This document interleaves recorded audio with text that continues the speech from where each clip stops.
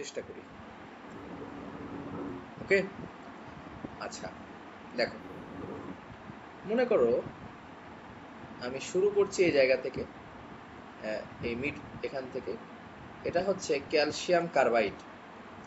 এটার সাথে যখন আমি ওয়াটার যোগ করি তখন এটা তৈরি হয় অ্যাসিটিলিন বা ইথাইন, তাই না? হ্যাঁ, ইথেন তৈরি হয়। ইথাইনকে যদি আমি RHT রেড হট টিউবের মধ্যে দিয়ে দিই তাহলে তৈরি হয় কি? বেনজিন, তাই হ্যাঁ, না? বেঞ্জিন। আচ্ছা, হ্যাঁ, হ্যাঁ। এবার এই বেনজিন থেকে আমরা অনেকগুলো রিয়াকশন পাই। যেমন বেনজিন থেকে আমরা একটা রিয়াকশন পাই হচ্ছে, যদি আমরা দিই CH3Cl তাহলে আমরা এটা পাবো হচ্ছে টলুইন, তাই না? শুধু CH3 টা চলে আসবে, হ্যাঁ, CH3। আর এই বেনজিনের সাথে যদি আবার আমরা রিয়াকশন দিই হচ্ছে, মনে করো হচ্ছে HNO3, তাহলে এটা তৈরি হবে নাইট্রোবেনজিন, তাই না? এটা নাইট্রেশন রিয়াকশন হ্যাঁ, হ্যাঁ, উপরে শুধু NO2 ইন থাকবে। প্রেজেন্স অফ কি? Sulphuric acid. আর এখানে ইন প্রেজেন্স অফ AlCl3। এই বেনজিনের সাথে যদি আমরা রিয়াকশন দিই CH3COCl, এটা হচ্ছে ফ্রিডেলক্রাফট অ্যাসাইলেশন। হ্যাঁ, তাহলে এখানে চলে আসবে হচ্ছে COCH3। তাহলে এতদূর ক্লিয়ার? হ্যাঁ। আচ্ছা, এবার এই CH3, এখন এটাকে যদি আমরা আলাদা আলাদা ভাবে নাইট্রেশন করতে যাই, তাই না? এবার এটাকে যদি আমরা নাইট্রেশন করি, এটাকে আমরা নাইট্রেশন করি, তাহলে এটাকে নাইট্রেশন করলে আমরা পাবো হচ্ছে HNO3। তাহলে নাইট্রো গ্রুপটা কোথায় যুক্ত হবে? অর্থ আর প্যারা পজিশনে, তাই না? প্যারা পজিশনে, হ্যাঁ। তাহলে এখানে গেলে এই হচ্ছে CH3, আমার একটা যাবে হচ্ছে অর্থতে, এটা হচ্ছে অর্থ নাইট্রোটলুইন, আর একটা যাবে হচ্ছে প্যারা। প্যারা পজিশন, তাহলে তৈরি হবে প্যারা নাইট্রোটলুইন, তাই না? হ্যাঁ, আবার সেম ভাবে এটাকে যদি আমি ফ্রিডেলক্রাফট অ্যালকাইলেশন করি, CH3Cl in presence of AlCl4, sorry AlCl3, aluminium trichloride, তাহলে একটা CH3 যাবে কোথায়? অর্থ পজিশনে, আর একটা প্যারা পজিশন। আর এখানে তো CH3 আছে। আচ্ছা, এটার নাম হচ্ছে জাইলিন বলা হয়, জাইলিন, ঠিক আছে? এটা হচ্ছে অর্থ জাইলিন। দুইটা CH3 থাকলে জাইলিন বলা হয়, প্লাস আর একটা হবে প্যারাজাইলিন। CH3 CH3, এটাকে আমরা বলবো প্যারা, ঠিক আছে? সমস্যা কোনো? না, বুঝতে পারছি। তার মানে তোমার যেগুলো অর্থ প্যারা মেটা ইন্ডিকেটর, মানে অর্থ প্যারা ইন্ডিকেটর, সেগুলোতে কোনো সাবস্টিটিউয়েন্ট যুক্ত হলে, মানে ইলেকট্রোফাইল সাবস্টিটিউশনের সময় কোথায় যাবে? কি বললেন? এই যে তোমার হ্যাঁ, CH3 বা NO2 বা যাই হ্যাঁ। হোক না কেন, যদি অর্থ প্যারা ইন্ডিকেটর হয় তাহলে কোনো ইলেকট্রোফাইল এসে কোথায় যুক্ত হবে? অর্থ ইলেকট্রোফাইলে প্যারাতে।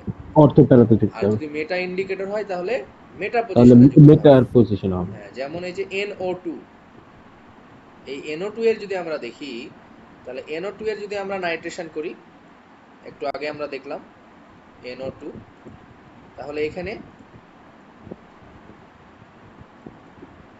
জাস্ট মেটা নাইট্রোবেনজিন, ওকে।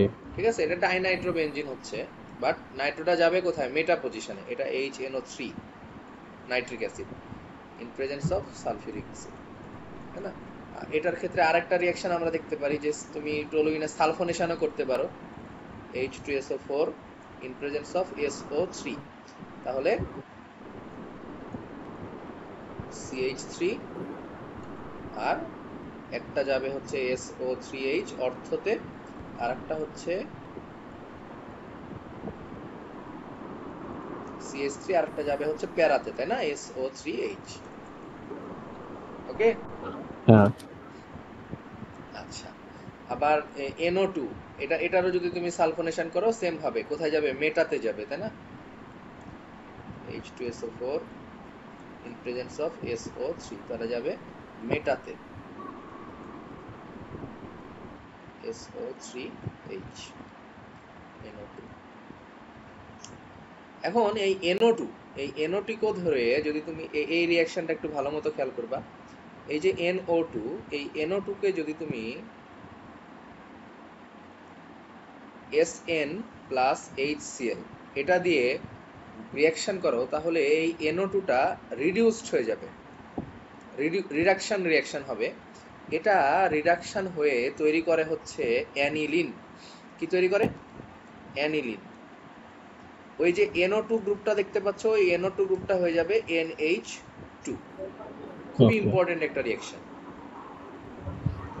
এই NO2 এইটাকে যদি SN প্লাস HCl এটা দিয়ে করো, তাহলে একটা তোমার হাইড্রোজেন জায়মান হাইড্রোজেন আসে, এখান থেকে রিডিউসড হয়ে এটা NH2। এটাকে কি বলি আমরা? অ্যানিলিন বলি। এটা একটা অ্যারোমেটিক ওকে অ্যামিন। বোঝা যায়? বলো সমস্যা? না সমস্যা না, বুঝতে পারছি। হ্যাঁ, আচ্ছা, এই অ্যানিলিনের ক্ষেত্রে একটা, এই অ্যানিলিনটা অর্থ ইন্ডিকেটর, প্যারা ইন্ডিকেটর নাকি মেটা ইন্ডিকেটর? বলো, এটা অর্থ প্যারা ইন্ডিকেটর নাকি meta indicator? Aniline aniline ortho para. Ortho para. Cause কি, কারণ কি? কিভাবে আমি করতে বলেছিলাম যে কিভাবে বুঝবা এক সহজে? Single bond. হ্যাঁ হ্যাঁ, সিঙ্গেল বন্ড থাকলে অর্থোপ্যারা, হ্যাঁ এটা বলছি। এই অ্যানিলিনের সাথে যদি তুমি হচ্ছে CH3Cl এটা রিঅ্যাকশন করো, তাহলে CH3 কোথায় যাবে? একটা যাবে অর্থতে, একটা যাবে প্যারাতে, অর্থ আর প্যারা পজিশন যাবে। তাই না? একটা যাবে হচ্ছে অর্থতে আর একটা যাবে হচ্ছে প্যারাতে।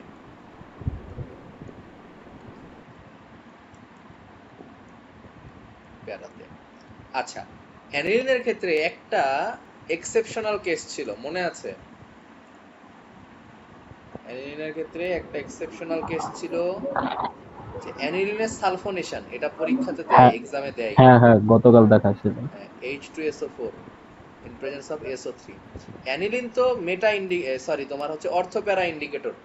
তার মানে সালফোনেশন করলে এটার SO3H যাওয়ার কথা ছিল হয় অর্থতে না হয় প্যারাতে, বাট আর যায় না, অ্যানিলিনের হ্যাঁ সালফোনেশন করলে SO3H গ্রুপটা যায় হচ্ছে মেটা পজিশনে। মেটা পজিশন, হ্যাঁ ঠিক আছে, মেটা পজিশনে যায়। কারণ কি বলেছিলাম? কারণটা ছিল আমাদের যে অ্যানিলিনকে যখনই সালফোনেশন রিঅ্যাকশনে দেওয়া হয়, সাথে সাথে অ্যানিলিনিয়াম আয়নটা ফর্ম করে। এই অ্যানিলিনিয়াম এই আয়নটা ফর্ম করে। এই অ্যানিলিনিয়াম আয়নটা হচ্ছে মেটা ইন্ডিকেটর।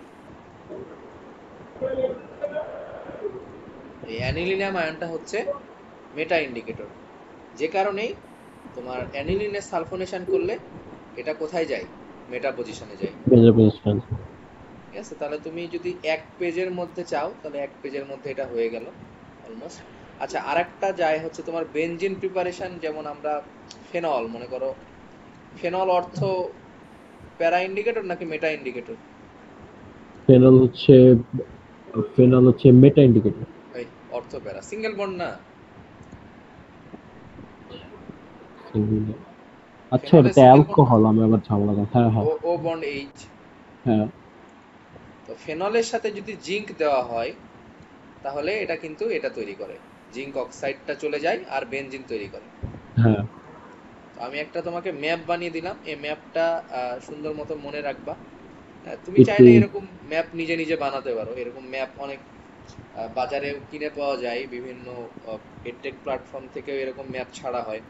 বাট আই থিঙ্ক যে অন্যের ম্যাপ মুখস্থ করার থেকে, মেমোরাইজ করার থেকে নিজের মতে একটা ম্যাপ বানিয়ে ফেলা বেটার। এটা আমি একটা ইনস্ট্যান্ট ম্যাপ বানালাম। এটা আমি আরো বিভিন্ন দিক থেকে ম্যাপ বানাতে পারি, বাট আমি আর দূরে যেতে চাচ্ছি না।